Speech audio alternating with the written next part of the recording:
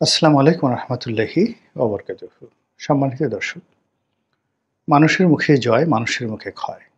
মানুষের মুখ দিয়ে যা বের হয় এবং মানুষ যেটা আশা করে, যেটা আতঙ্কগ্রস্ত হয়, যেটা ভয় পায়, আসলে সেটাই ঘটতে থাকে।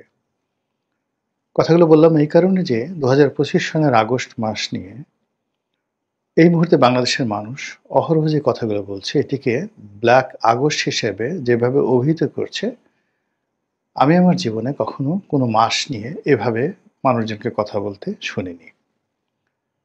আমি নিজে ব্যক্তিগতভাবে একজন ধর্মবিশ্বাসী মানুষ। ধর্মে যে টুকিটাকি যা কিছু রয়েছে, কঠোরভাবে ধর্মীয় অনুশাসনগুলো মেনে চলার চেষ্টা করি। তো সেই দিক থেকে ৩০ দিন সারা বছরই আল্লাহর সময়। এটাকে আলাদা ভালো, আলাদা মন্দ, এটা ব্যক্তিগতভাবে ধর্মের যে জেনারেল থিংকিং রয়েছে, এটাতে পড়ে না। যাকে বলা হয় ভালো দিন হিসেবে, যেমন শুক্রবার দিন, জুমার দিন, ঈদের দিন, ১০ই মহররম, এই জিনিসগুলো ভালো, ইতিবাচক অর্থে এই দিবসগুলোকে ইসলাম ধর্মে উল্লেখ করা হয়েছে। কিন্তু কোনো একটা বিশেষ দিন খারাপ, এই দিনে গজব নাজিল হবে, এই দিনে পেটের পীড়া হবে, এই দিনে একেবারে আকাশ ভেঙে পড়বে মাথার উপরে, এইরকম কোনো কথা ধর্মে কর্মে কোথাও নেই। কিন্তু তা সত্ত্বেও অনেক কিছু পৃথিবীতে ঘটে।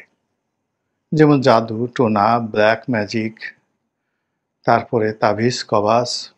আমরা তো এই সমস্ত জিনিসের যে কার্যকারিতা, এর থেকে আমরা নিজেদেরকে, যাকে বলা হয়, বিযুক্ত করতে পেরেছি, বা এই অবিশ্বাস থেকে আমরা নিজেদেরকে দূরে রাখতে পেরেছি, এরকম ঘটনা অতীতে কখনো ঘটেনি।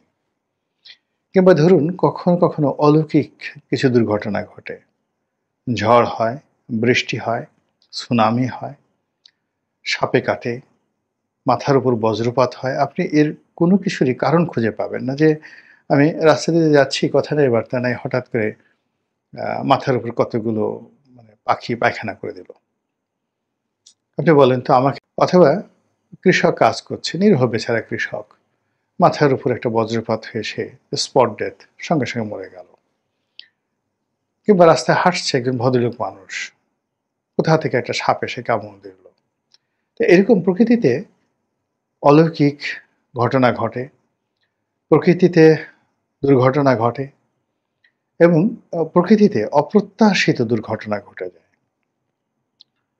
যা মানুষকে ভাবিত করে। এবং এটা কখনো কখনো ব্যক্তির জীবনে, কখনো রাষ্ট্রীয় কর্মকাণ্ডে, আবার কখনো কোনো দলের জন্য, কখনো কখনো কোনো দিন, কোনো ক্ষণ যেমন শুভ হয়, আবার কখনো সেটি তাদের জন্য বুমেরাং হয়ে পড়ে। যেমন আওয়ামী লীগের জন্য আসলে আগস্ট মাসটি একটা অভিশপ্ত মাস। আপনি দেখুন আওয়ামী লীগের একেবারে শুরু থেকে শেষ পর্যন্ত এই আগস্ট মাসে 1954 থেকে একেবারে তাদের পতন পর্যন্ত যা কিছু ঘটেছে অস্বাভাবিক। তাদের যত রকম দুর্ঘটনা এই আগস্ট মাসে ঘটতে হবে। কিংবা ধরুন বিএনপির জন্য, মে মাসটি ভালো না। প্রথম থেকে একেবারে সেই 1977 সন থেকে ধরেন। তো 1977 সন থেকে আজ পর্যন্ত বিএনপির প্রতি বছরের মে মাসের কাহিনীগুলো আপনি যাকে বলা হয় বর্ণনা করে দেখেন।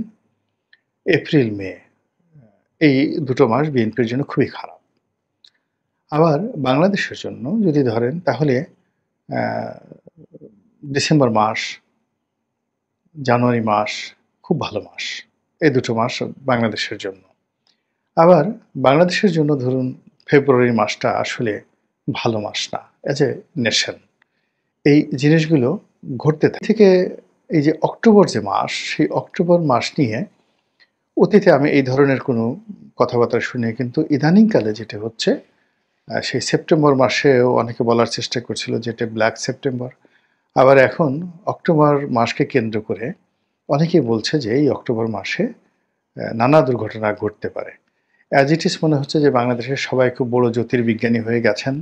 আকাশের গ্রহ নক্ষত্র তাদের সব মুখস্থ এবং এখানে কতটা বৃষ্টিপাত হবে, কতটা সুনামি হবে, কতটা যাকে বলা হয় ঘূর্ণিঝড় হবে কিংবা ভূমিকম্প হবে, এটা লোকজন বলতে পারছে। এই সময়টিতে মানুষের মন মেজাজ কেমন থাকবে? মানুষ ডানে চলতে গিয়ে বামে চলবে, পাখি গুলি করতে গিয়ে মানুষ মেরে ফেলবে, মানুষ বাঁচাতে গিয়ে দেখা গেল ট্রাক মেরে ফেলবে। এরকম মানে যাকে বলা হয় প্রকৃতির যে অভিশাপ, সেই অভিশাপটা এই অক্টোবর মাসে ঘটবে, এরকম একটা ভাবসাব